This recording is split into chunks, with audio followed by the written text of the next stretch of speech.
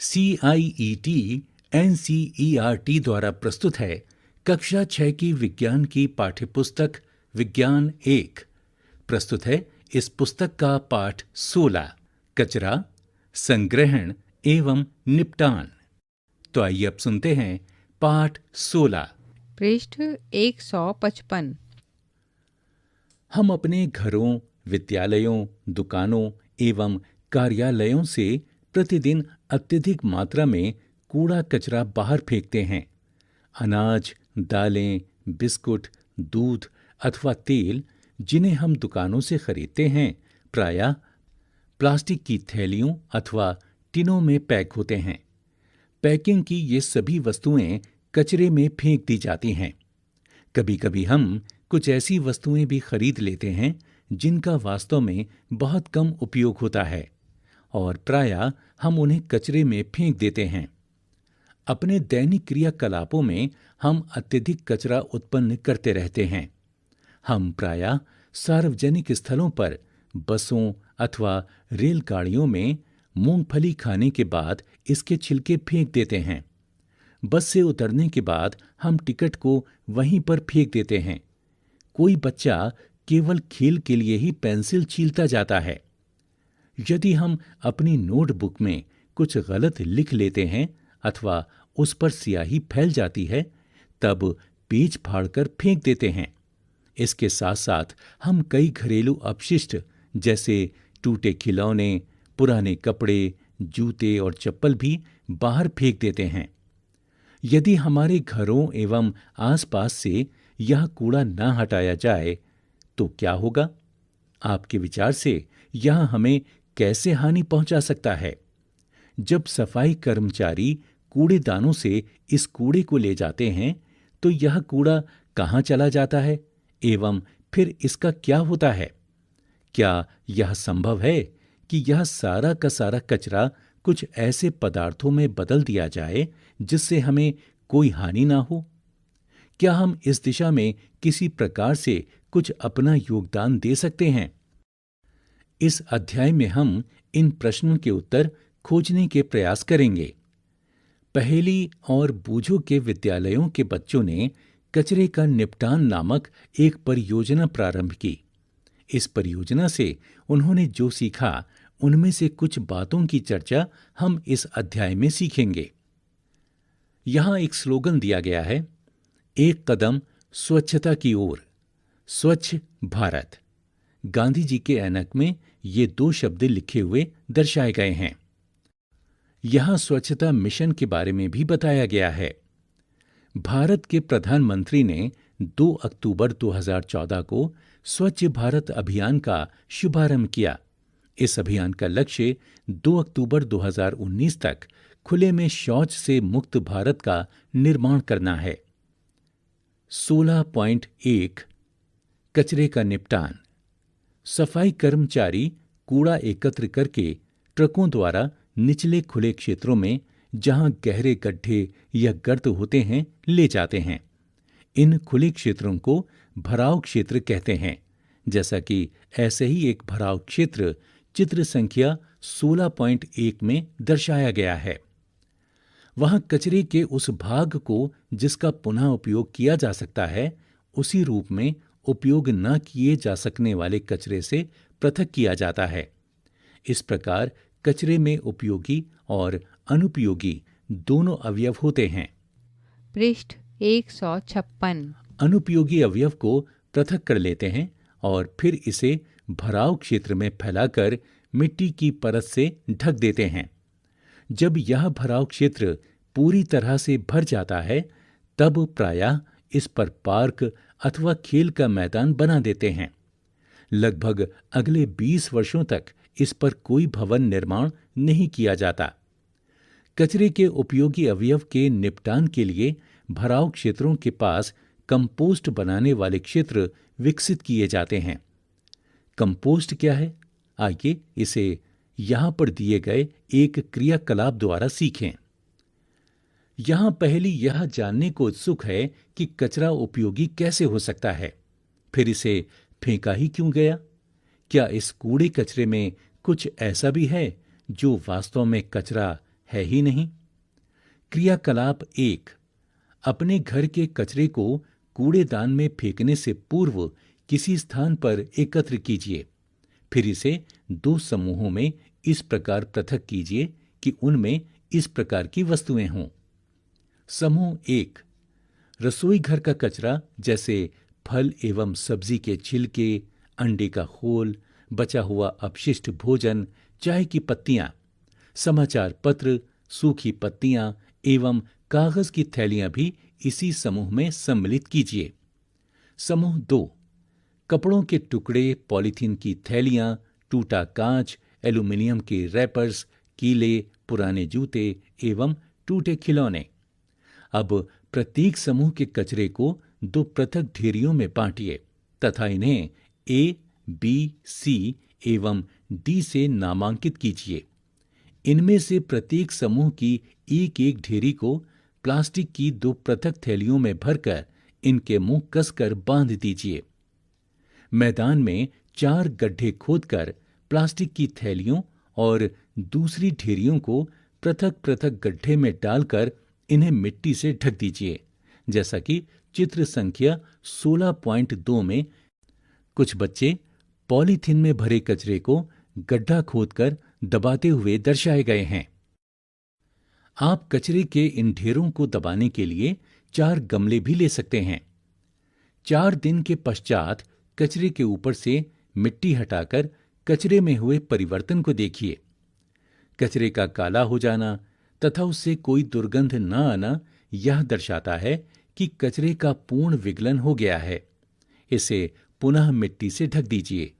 इसी प्रकार 2-2 दिनों के अंतर पर इनका अवलोकन करके अपने प्रेक्षणों को सुझाए अनुसार नोट कीजिए। क्या कचरा पूर्णतः विगलित है एवं उससे दुर्गंध नहीं आती?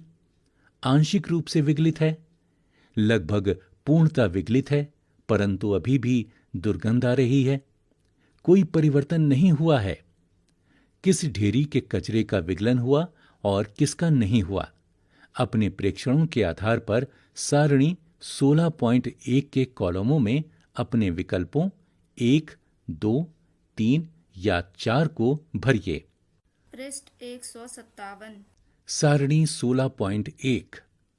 यहाँ एक सारणी दी गई है जिसमें 5 कॉलम दिखाए गए हैं। पहले कॉलम में कचरे की ढेरी ए, बी, सी और डी। दूसरे कॉलम में 4 दिन बाद, तीसरे कॉलम में 6 दिन बाद, चौथे कॉलम में 2 सप्ताह बाद और 5वें कॉलम में 4 सप्ताह बाद। कचरे की ढेरियों में क्या परिवर्तन आए इसके बारे में आपको बताना है। यदि आपने कुछ और प्रेक्षण भी किए हों तो उन्हें भी अपनी नोटबुक में लिखना ना भूलें। जो कचरा विगलित नहीं हो पाया है उसे जलाइए अथवा फेंकिए नहीं। यदि कचरा पूर्णतः विगलित हो गया हो और उससे कोई दुर्गंध नहीं आ रही हो तो उसे उस मृदा में मिला दें जिसमें आप अपनी पसंद के पौधे उगाते हैं। यह आपके पौधों को आवश्यक पोषक प्रदान करेगा। आपने इस क्रियाकलाप में यह प्रेक्षण किया होगा कि कचरे की कुछ चीजें विगलित होती हैं जिनसे खाद बनती है, जिसका प्रयोग पौधों के लिए किया जाता है। कुछ पदार्थों के विगलित और खाद में परिवर्तित होने की प्रक्रिया को कंपोस्टिंग कहते हैं। कुछ शहरों तथा नगरों में नगर पालिकाएं 2 प्रकार के कचरे को एकत्र करने के लिए 2 पृथक कूड़ेदान प्रदान करती हैं।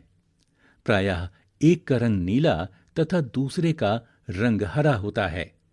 नीले कूड़ेदान में पुनः उपयोग किए जा सकने वाले पदार्थ डाले जाते हैं, जैसे प्लास्टिक, धातुएं तथा कांच। क्या आपने यह ध्यान दिया कि ये वही पदार्थ हैं जो कूड़े के ढेर में विगलित नहीं हुए थे? हरे कूड़ेदान रसोई तथा अन्य पादप अथवा जंतु अपशिष्टों को एकत्र करने के लिए होते हैं। आपने यह नोट किया होगा कि इस प्रकार के अपशिष्ट मिट्टी में दबाने पर पूर्णतः विगलित हो जाते हैं। अब तो आप समझ ही गए होंगे कि क्रियाकलाप 1 में किए अनुसार कचरे को फेंकने से पहले उसे 2 समूहों में पृथक करना क्यों आवश्यक है? क्या आपने सड़कों के किनारे सूखी पत्तियों के कचरे के ढेर देखे हैं? बहुधा इन्हें जला देते हैं, जैसा कि चित्र संख्या 16.3 में पत्तियां जलाते हुए दिखाया गया है, जिसमें यह दर्शाया गया है कि पत्तियां जलाने पर हानिकारक गैसें उत्पन्न होती हैं। प्रायः किसान भी कटाई के पश्चात खेतों में सूखी पत्तियां, फसली पादपों के अपशिष्ट तथा भूसे जैसे अपशिष्टों को जलाते रहे हैं। इन्हें जलाने पर स्वास्थ्य के लिए हानिकारक गैसें तथा धुआं उत्पन्न होता है। हमें इस पद्धति को समाप्त करने का प्रयास करना चाहिए। इन अपशिष्टों को उपयोगी कंपोस्ट में परिवर्तित किया जा सकता है। कचरे का निपटान परियोजना की अवधि में पहेली एवं बूझों द्वारा नोट किए गए कुछ प्रेक्षण एवं विचार इस प्रकार हैं। बूझों ने अपनी नोटबुक में लिखा, पत्तियों को ना जलाएं, आप इनके धुएं को सहन नहीं कर पाएंगे। पहेली ने अपनी नोटबुक में लिखा, सरकार ने पत्तियों को जलाना चोरी क्यों नहीं माना? पृष्ठ 158। वास्तव में चोरी नहीं, उसका अभिप्राय गैर कानूनी अथवा अपराध से था। वह चाहती थी कि सरकार पत्तियों और दूसरे पादप अपशिष्टों को जलाने से रोकने के लिए कानून बनाए। 16.2 वर्मी कंपोस्टिंग। हम पौधों को कंपोस्ट देकर उनके मित्र बन सकते हैं। कंपोस्ट बनाकर हम स्वयं अपने भी बहुत अच्छे मित्र बन जाएंगे। मित्रों के विषय में बात करते समय क्या आप यह जानते हैं कि केंचुए किसानों के मित्र कहे जाते हैं? आइए यह पता लगाएं कि केंचुए की एक प्रजाति लाल केंचुआ कंपोस्टिंग में कैसे उपयोगी होता है।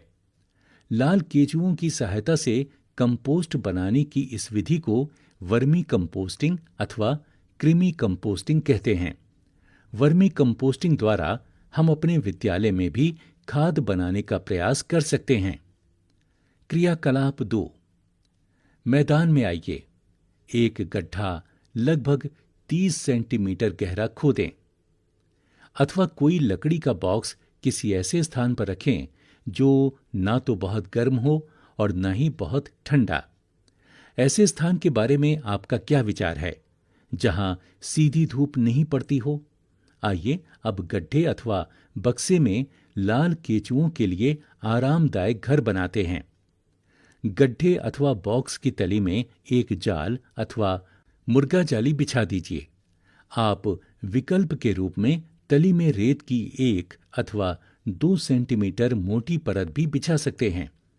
अब रेत के ऊपर सब्जियों अथवा फलों के अपशिष्ट बिछा दीजिए।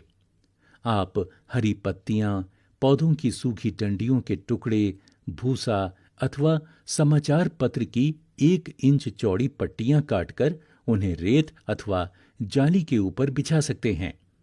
आप अपनी नोटबुक के बेकार गत्ते को काटकर भी पट्टियां बना सकते हैं, परंतु चपकीले प्लास्टिक वाले कागज एवं कार्टन का प्रयोग न करें। रेत अथवा तार की जाली पर सूखा गोबर भी बिछाया जा सकता है। कुछ जल छिड़ककर इस परत को नम बनाइए। ध्यान रहे कि जल इतना अधिक ना हो कि वह बहने लगे। अपशिष्ट की परत को दबाइए नहीं, इसे पोला ही रहने दीजिए ताकि इस परत में पर्याप्त मात्रा में वायु एवं नमी बनी रहे। चित्र संख्या 16.4 में लाल केंचुओं को दर्शाया गया है। अब आपका गड्ढा लाल केंचुओं के स्वागत के लिए तैयार है। कुछ लाल केंचुए खरीदकर इन्हें अपने गड्ढे में रखिए, जैसा कि चित्र संख्या 16.4 में दर्शाया गया है। अब इन्हें जूट की बोरी, पुरानी चादर अथवा घास से हल्के से ढक दीजिए। आपके लाल केंचुओं को भोजन चाहिए। आप इन्हें फल तथा सब्जियों के अपशिष्ट, कॉफी तथा चाय छानने के बाद बची हुई पत्तियां तथा खेत एवं बगीचे के खरपतवार दे सकते हैं। चित्र संख्या 16.5 में इसे दर्शाया गया है। इस गड्ढे में इस भोजन को लगभग 2-3 सेंटीमीटर गहराई में दबा कर रखना अच्छा हो सकता है। नमक, अचार, तेल, सिरका, मांस एवं दूध से निर्मित अपशिष्ट पदार्थ भोजन के रूप में लाल केंचुओं को ना दें। इन वस्तुओं को गड्ढे में डालने से उसमें रोग कारक जीव उत्पन्न होने लगते हैं। कुछ दिनों के अंतराल में गड्ढे के पदार्थों को धीरे धीरे मिलाते रहें तथा इसकी ऊपरी सतह को हिलाते रहें। पृष्ठ 159।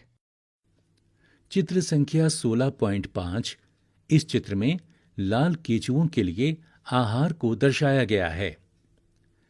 लाल केंचुए के दांत नहीं होते। इनमें एक विशेष संरचना होती है जिसे गिजर्ड कहते हैं, जो भोजन को पीसने में इनकी सहायता करता है। यदि आप अंडे के छिलके अथवा समुद्री शंख या सीपी का चूरा आहार के साथ मिला देंगे तो यह आहार के साथ कृमि के गिजर्ड में पहुंच जाता है और भोजन को पीसने में उसकी सहायता करता है। कोई लाल कृमि एक दिन में अपने शरीर के भार के बराबर आहार खा सकता है। लाल केंचुए बहुत गर्म अथवा ठंडे वातावरण में जीवित नहीं रह सकते। उन्हें अपने आसपास नमी की आवश्यकता होती है। यदि आप अपने केंचुओं की भली भांति देखभाल करते हैं तो एक मास में उनकी संख्या 2 गुनी हो जाएगी। 3-4 सप्ताहों के अंतराल पर अपने गड्ढे का सावधानी पूर्वक प्रेक्षण करते रहें। क्या आपके गड्ढे में मिट्टी जैसा पोला पदार्थ दिखाई देता है? अब आपका वर्मी कंपोस्ट तैयार है, जैसा कि चित्र संख्या 16.6 में दर्शाया गया है। इस गड्ढे के एक किनारे पर आहार के रूप में कुछ अपशिष्ट डालिए। अधिकांश कृमि अन्य भागों को छोड़कर गड्ढे के इस भाग में स्थानांतरित हो जाएंगे। दूसरे भाग से खाद को निकालकर कुछ घंटों तक इसे धूप में सुखाइए। आपका वर्मी कंपोस्ट प्रयोग के लिए तैयार है। गड्ढे के इस बचे भाग में अधिकांश कृमि हैं। आप इनका उपयोग और अधिक कंपोस्ट बनाने में कर सकते हैं अथवा आप इन्हें किसी कंपोस्ट बनाने वाले को बांट सकते हैं। चित्र संख्या 16.4। इस चित्र में वर्मी कंपोस्टिंग करते हुए दिखाया गया है। इस उत्तम वर्मी कंपोस्ट यानी खाद को आप अपने गमलों, बगीचों एवं खेतों में डाल सकते हैं। क्या यह अपशिष्ट से सर्वोत्तम प्राप्त करने जैसा नहीं है? आप में से जिनके पास बड़े बड़े खेत हैं, वे बड़े गड्ढों में वर्मी कंपोस्ट बनाकर परीक्षण कर सकते हैं। इससे आपके बहुत से धन की बचत भी होगी, जो आप महंगे रासायनिक उर्वरक एवं खाद खरीदने के लिए खर्च करते हैं। 16.3 सोचिए और फिर फेंकिए। आपके विचार से हर दिन प्रत्येक घर से कितना कचरा फेंका जाता है, इसका अनुमान आप किसी बाल्टी को मात्रक के रूप में लेकर कर सकते हैं।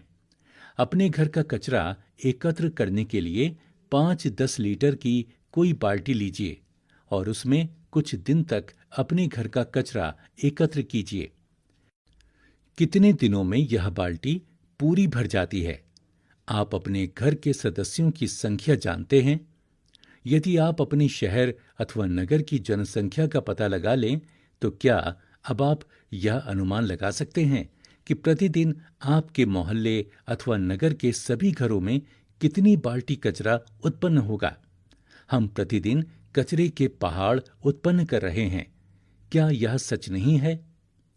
चित्र संख्या 16.7 में ऐसे ही एक कूड़े घर का दृश्य दिखाया गया है, जहां ढेर सारा कूड़ा पड़ा है। पृष्ठ 160। आइए अब हम एक ऐसे गांव के बारे में कहानी पढ़ते हैं जहां के लोग अधिक बुद्धिमान हैं और जहां कचरा कम निकलता है। नानू 6ठी कक्षा में पढ़ता है। उसे कागज का वायुयान बनाना बहुत अच्छा लगता है। जब वह अपनी नई नोटबुक के पन्ने फाड़कर वायुयान बनाता है तो उसकी मां को बहुत कष्ट होता है, परंतु नानू इसकी कोई चिंता नहीं करता। एक बार नानू अपनी मां के साथ अपनी मौसी के घर गया। वहां वह अपने मौसेरे भाई श्याम द्वारा बनाई विभिन्न चीजों को देखकर आश्चर्यचकित हो गया। उसने पुराने चार्टों से फाइलें बनाई हुई थीं। पेंसिल की छीलन से बधाई कार्डों पर फूल, पुराने कपड़ों से चटाई, पॉलीथीन की थैलियों से टोकरी आदि को देखकर नानो आश्चर्यचकित रह गया। श्याम ने तो विवाह के निमंत्रण पत्रों से एक डायरी भी बना रखी थी। एक दिन प्रातः नानो अपनी नानी को ढूंढता हुआ पहुंचा तो उसने देखा कि उसकी नानी एक टोकरी के ऊपर एक गाढ़ी लुगदी का लेप कर रही थी। नानू ने पूछा, नानी, आप क्या कर रही हैं? यह लेप क्या है? यह कागज की लुगदी है। इस लेप को मैंने चिकनी मिट्टी एवं कागज से तैयार किया है तथा इसमें मैंने कुछ धान की भूसी भी मिलाई है, नानी ने उत्तर दिया। परंतु इसे आप टोकरी पर क्यों लगा रही हैं? नानू ने पूछा। नानी ने उत्तर दिया, इसे पक्की और टिकाऊ बनाने के लिए। क्या तुम इसे मुझसे सीखना चाहोगे? नानू को इसमें कोई रुचि नहीं थी और वह खेलने के लिए बाहर भाग गया। वह तो केवल कागज फाड़ फाड़ कर वायुयान बनाने में ही रुचि रखता था। वास्तव में उसने श्याम की फाइलों से भी कागज फाड़ने शुरू कर दिए थे। श्याम ने नानू द्वारा वायुयान बनाने में उपयोग हुए सभी कागजों को एकत्र कर लिया था और वह सोच रहा था कि नानू के साथ क्या व्यवहार किया जाए। वह किसी की भी कोई बात सुनता तक नहीं था। कुछ दिनों बाद नानू का जन्मदिन आने वाला था। श्याम ने नानू के मित्रों को निमंत्रण देने की योजना बनाई। नानू ने अपनी मिट्टी की गुल्लक से कुछ पैसे निकाले और बाजार गया। उसने अपने मित्रों के लिए कागज के कुछ हैट खरीदे। उसने दुकानदार से इन्हें एक पॉलीथीन की थैली में रखने को कहा, परंतु दुकानदार ने उसे पॉलीथीन की थैली न देकर कागज की थैली दी। नानू ने बहुत सी चीजों जैसे टॉफियां और बिस्कुट भी खरीदे।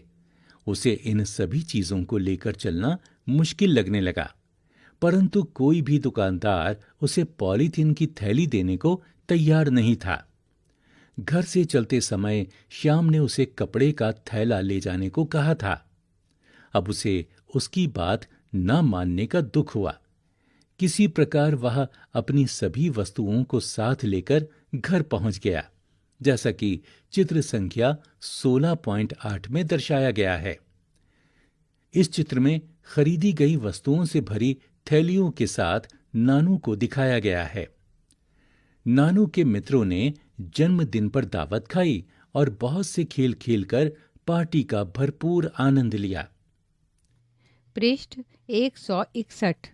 उसके सभी मित्रों ने नानू द्वारा खरीदे गए चमकीले कागज के हैट पहने। श्याम ने नानू के मित्रों के लिए कागज की लुगदी से सुंदर मुखौटे बनाए। उसने नानू के लिए भी एक विशेष उपहार बनाया, एक फोटो फ्रेम तथा बधाई का सुंदर कार्ड। यह सब उसने नानू द्वारा फेंके गए कागजों की लुगदी से बनाए थे। यह नानू के लिए एक नया अनुभव था। उसके सभी मित्र अपने मुखौटों के साथ अपने घर चले गए। नानू बहुत उत्तेजित था और वह अपना भोजन शीघ्र समाप्त करके अपना उपहार देखना चाहता था। विद्यालय की छुट्टियां समाप्त होने के पश्चात नानू घर वापस आ गया। उसका शहर श्याम के गांव से कितना अलग है। वह गांव स्वच्छ एवं साफ सुथरा था, इसलिए वहां कचरा बीनने वाले भी नहीं होते थे।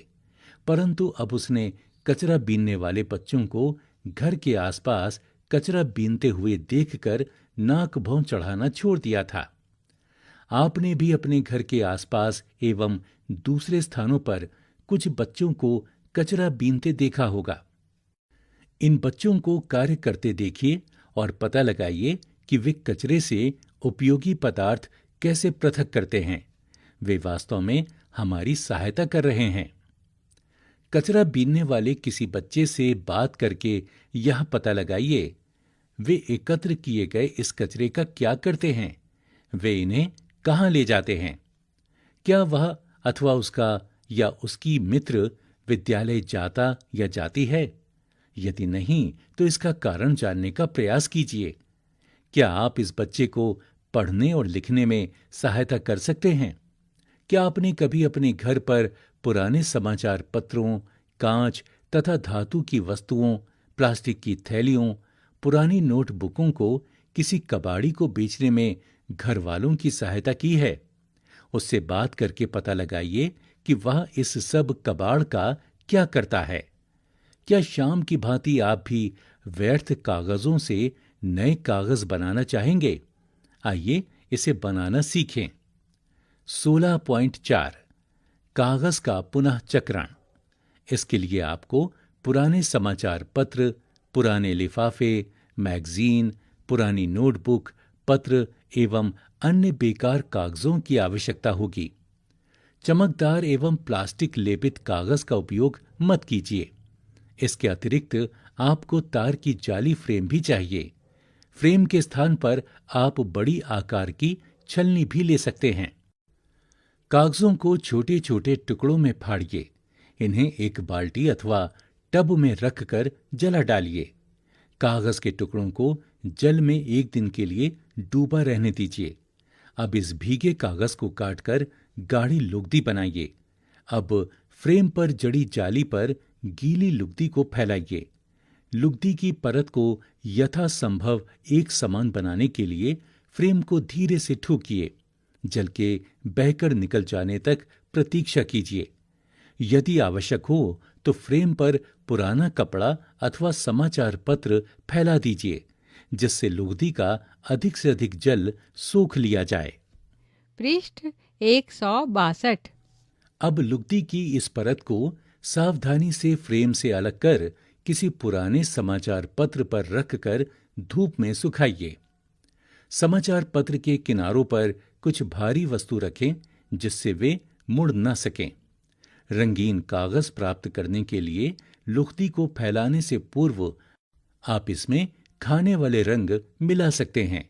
इसके अतिरिक्त फ्रेम पर लुगदी फैलाने से पूर्व आप इसमें सूखी पत्तियों, फूलों की पंखुड़ियों तथा रंगीन कागज के टुकड़े भी मिला सकते हैं।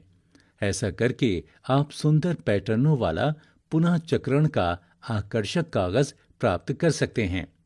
जैसे हमने कागज का पुनः चक्रण किया, क्या वैसे ही हम हर वस्तु का पुनः चक्रण कर सकते हैं? 16.5 प्लास्टिक वरदान या अभिशाप। कुछ प्रकार के प्लास्टिकों का पुनः चक्रण किया जा सकता है, परंतु सभी प्रकार के प्लास्टिकों का पुनः चक्रण नहीं किया जा सकता।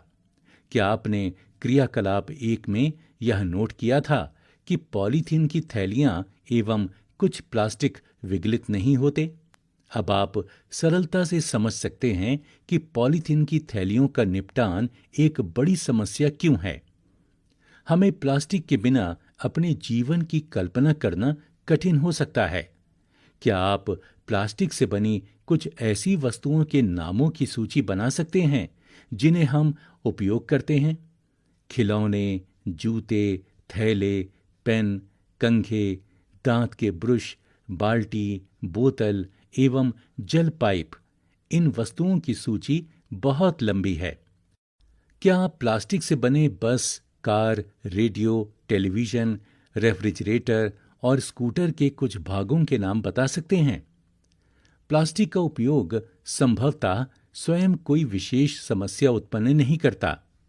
समस्या तब उत्पन्न होती है जब हम इसका अधिकाधिक उपयोग करते हैं तथा अपशिष्ट प्लास्टिक के निपटान से अनजान होकर उसकी उपेक्षा करते हैं। आज हमारे चारों ओर यही हो रहा है। यद्यपि हम इसके दुष्प्रभावों से परिचित हैं, फिर भी हो सकता है कि हम अपने उत्तरदायित्व को नहीं समझ पा रहे हैं। हम प्रायः प्लास्टिक की थैलियों का उपयोग पके हुए भोजन के संग्रहण के लिए करते हैं। प्रायः ये थैलियां खाने की वस्तुओं को रखने योग्य नहीं होती। इन थैलियों में पैक किए भोजन को खाना हमारे स्वास्थ्य के लिए हानिकारक हो सकता है।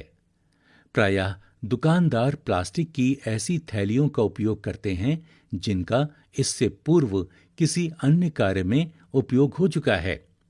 कभी कभी कचरा बीनने वालों द्वारा एकत्र की गई प्लास्टिक की थैलियों को धोकर भी उपयोग किया जाता है। इस प्रकार की पुनः चक्रण वाली प्लास्टिक की थैलियों में खाद्य पदार्थों को रखना हानिकारक हो सकता है।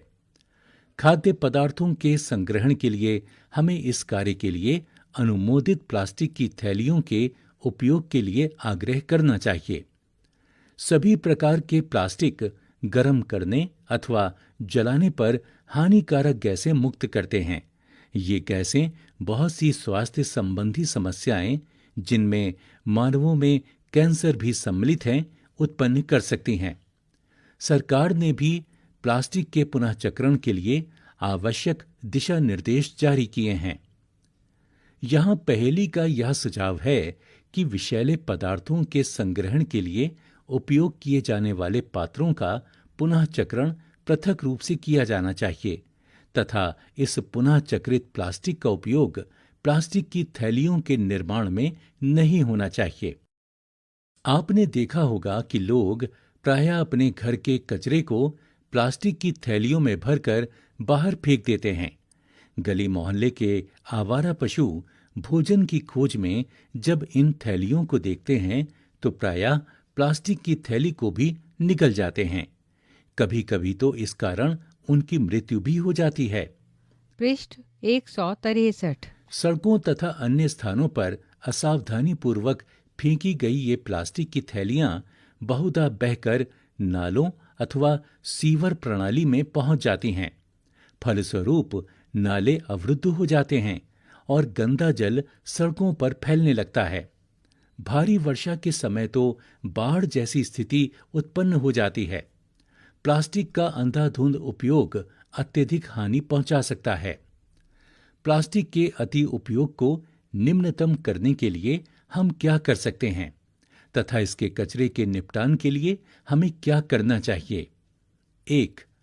हम प्लास्टिक की थैलियों का कम से कम उपयोग करें। जहां भी संभव हो बिना किन्हीं दुष्प्रभावों के हम इन थैलियों का पुनः उपयोग करें। 2. दुकानदारों से कागज के थैले उपयोग करने का आग्रह करें। खरीदारी के लिए बाजार जाते समय हम घर से कपड़े अथवा जूट का थैला लेकर जाएं। 3. हम खाद्य पदार्थों के संग्रहण के लिए प्लास्टिक की थैलियों का उपयोग न करें। 4.